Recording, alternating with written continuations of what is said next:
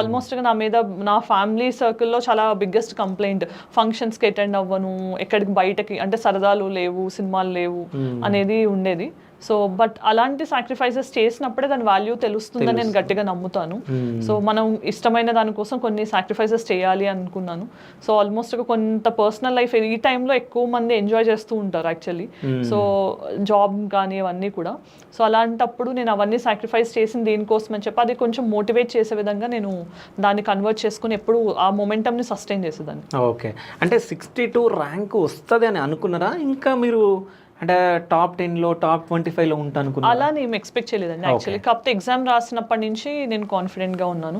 So only thing ఏంటంటే నేను mentorships చేస్తాను and I know what is the demand. UPSC రాసిన ఎక్స్పీరియన్స్ ఉంది కాబట్టి సో అన్ని క్వశ్చన్స్కి ఆన్సర్స్ ఖచ్చితంగా రాయాలి, ఎగ్జాక్ట్ డిమాండ్కి తగ్గట్టు రాయాలి అనుకున్నాను.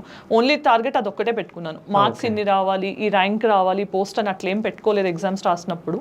జస్ట్ నేను అన్ని క్వశ్చన్స్కి ఆన్సర్స్ రాయాలి, దేన్ని వదిలిపెట్టకుండా టైం లిమిట్లో, వర్డ్ లిమిట్లో రాయాలి అని అనుకున్నాను.